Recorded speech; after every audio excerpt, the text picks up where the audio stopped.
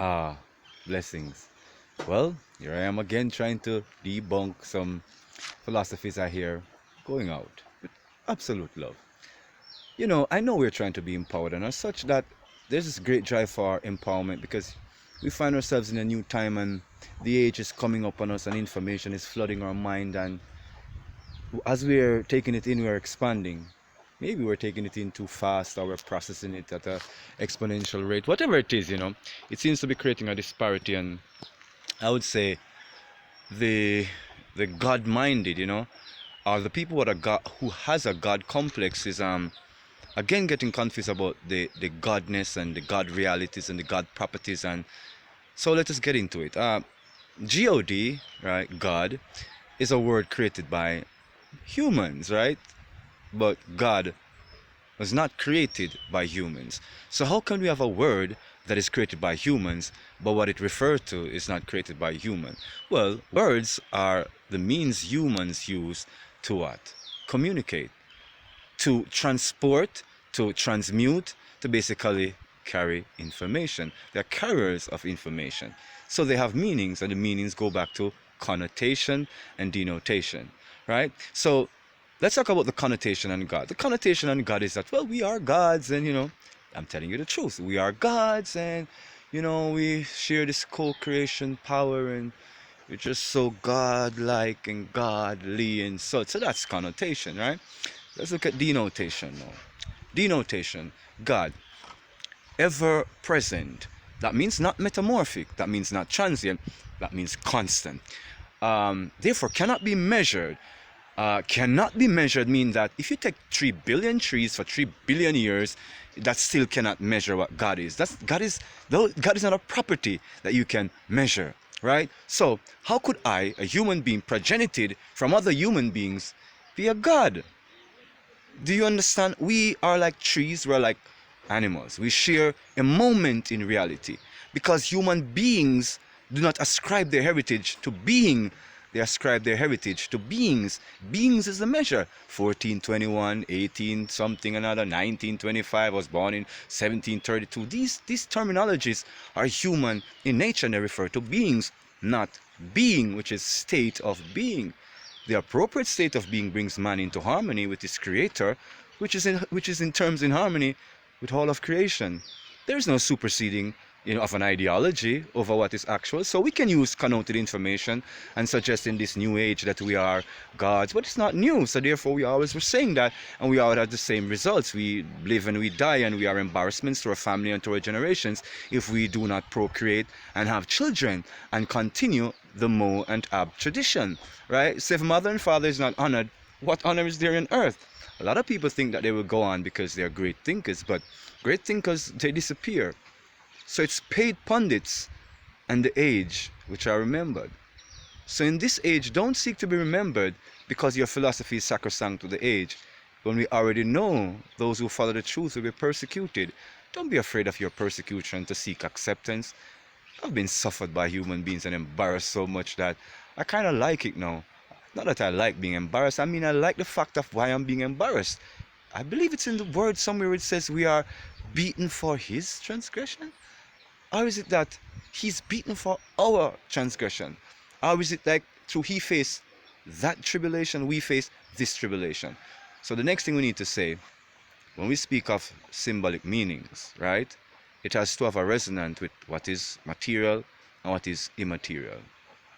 God is all light, for there's no darkness within him, right? So darkness does not refer to a color of one's skin.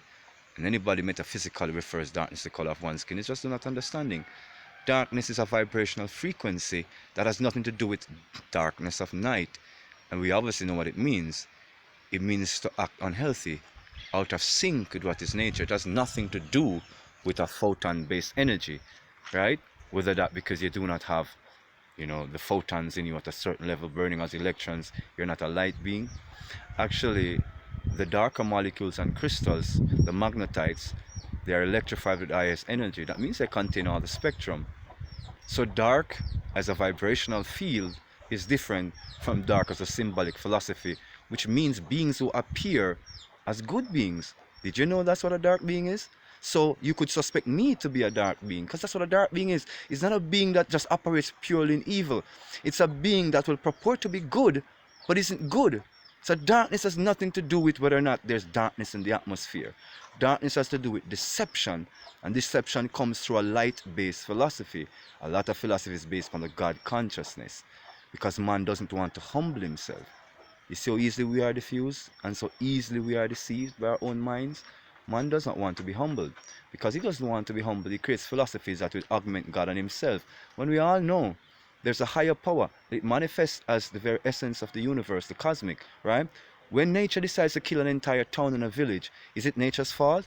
Or is that there's been dishonor? The spiritual people tell you what the dishonor is. They'll remember when morality goes out. And when morality goes out, behavior goes out of sync. Some people don't understand these things. And then there's demons. So demons are the spiritual entities which have been termed our enemies. It doesn't matter the words we use. There's connotation again, and there's denotations of demons, right? So demons is not the scary terms people connote it to be. Demons, again, that are these non-living entities working through living entities. So demon is a spiritual being again. So it's a being, literally, that is saying stuff to you. And we see them as witches and warlocks, you know, little progenitors, right? They're in your movies, they're in your cartoons. They are the ones they call Lord this and Lord that. And they praise them. They even say that they're given special powers like 6 electrons, 6 neutrons, and 6 proton. But remember the word tell you, the number of the beast is the number of man. 6, 6, 6. The vortex is 6, 3, and 9. Man cannot replace God. Man can't be God. How could he? He's not eternal. You can measure when you started. And for those who says, well, I'm eternal, well, if I can remember when you start and someone is here to record when you end, get that nonsense out of here. Come on. I am God, please. I am the great owl called Jerome Butler. My mother and her mother before her have been human beings who came, yes, to the divine workings of the Most High. But like he progenitized all of life, the seed of life is the sign of his progeny. Many people do not know this in metaphysics. The seed is the sign of his progeny, because nothing reproduces without a seed. You see? That is the sign of his presence here. Again, spiritual, not a physical manifestation to be claimed wholly by man. The seed is present in all the animals, the plants. Every fruit-bearing seed, every fruit-bearing plant. It is there in the world. So let us study it a little bit more, and let us not counterbalance arguments to promote our sense of, well, maybe we're not feeling comfortable about ourselves. We must be very careful as how we understand these things, how we overstand these things.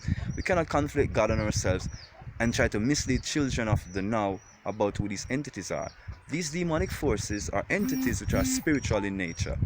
And these spiritual entities in nature operate through our thoughts. They influence our thoughts. So lots of times things come onto us that were not wholly started by any natural or abnormal processes within us. The only abnormal processes were we were afflicted by the demonic forces, and those who serve those demonic forces in the kingdom of darkness. And again, it's not about dark-skinned people or whether they live on a dark alley. It's about philosophies that purport as light, meaning philosophies and ways of life that purport to help people, but are there to distract people and to lead people's energy to annihilation and to lead people's energy to confusion and loss. This has been the Great Owl. Reasonings right here at the Tree of Life. Love, blessings, and life.